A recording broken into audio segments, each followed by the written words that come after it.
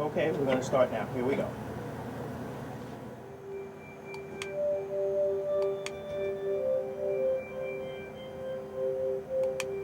This is one of the most anxiety-provoking exercises a person can do. This machine, it's called a Humphrey, randomly blinks tiny lights, and I'm to click when I see one. The ones I miss measure my vision loss. All those numbers there that you see that are zeros are blind spots. He doesn't see those areas. You see, I have glaucoma, and I've been clicking for almost 20 years. You can see how the disease is robbing me of my sight. That was my vision a few years ago, when I first started making the film Going Blind. Since then, it has gotten worse. My vision often looks like it's seen through dirty glasses. Oncoming traffic at night gives me a blinding glare. My ability to read with my left eye is especially impaired. Not as sharp, right? This is the O one, not as sharp, but it's not sharp. I mean, Not crisp, but yeah, maybe it's just not there. That's just the way it's probably going to be. In the United States, some treatments can slow or stop vision loss from optic nerve damage, but none can reverse it. However, I heard of a study in Magdeburg, a medieval German town about 2 hours from Berlin, where researchers are making strides in actually reversing vision loss. I decided to give it a try.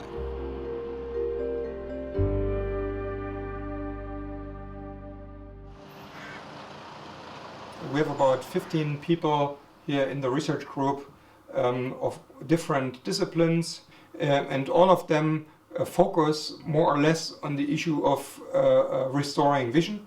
We have most recently started work on non-invasive brain stimulation. The work is based on 20 years of research done on thousands of patients at the Human Brain Institute in St. Petersburg, Russia.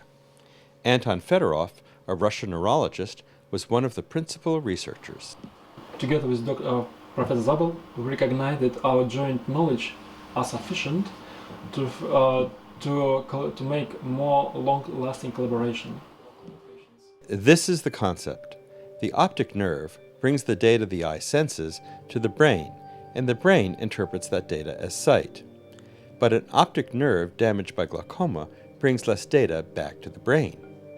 With electric brain stimulation, the hope is to improve the brain's ability to interpret the data coming in through the damaged optic nerve. When I first arrived, we spent 2 days evaluating my vision, so we could compare results before and after. This included visual fields as well as EEGs to measure brainwaves.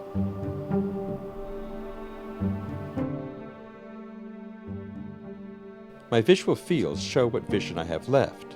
The white is good, the black is gone, and the various shades of gray indicate what is called residual vision. It's these areas of partial function where vision is neither absent nor normal that give us an opportunity for restoration and repair.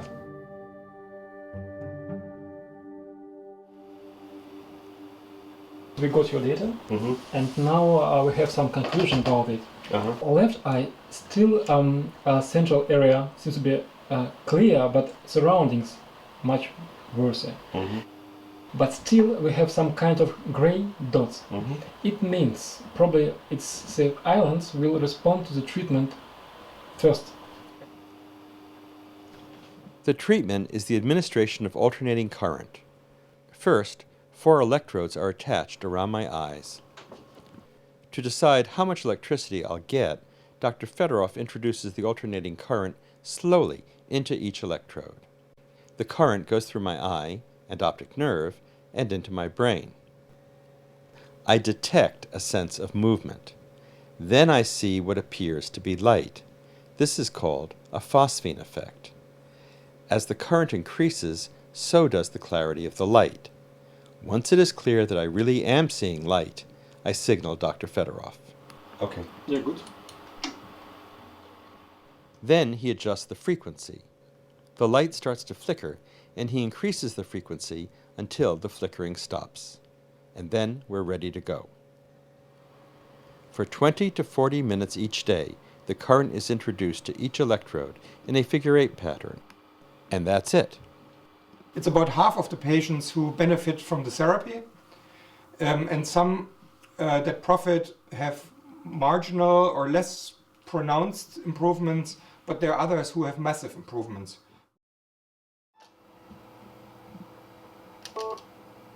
Two weeks later, more evaluations, visual fields and EEGs, and then the results.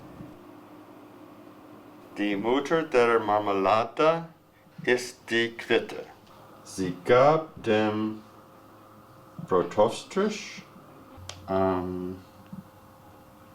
ihren Namen Portugiesisch Marmelo Quitte.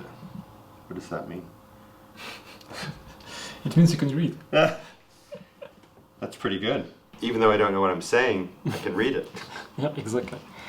And I would like to conclude that we got from your side during your examination good results, because not only you could read better and see better, but also your visual field now looks better, and it's significant.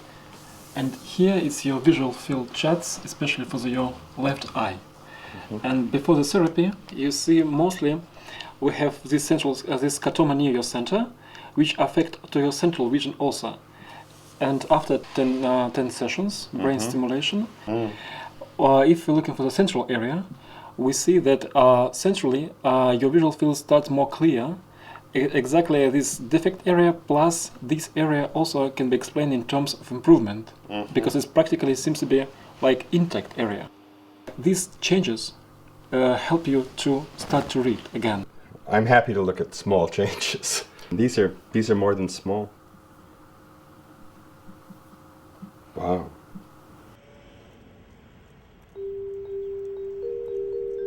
And there are other improvements.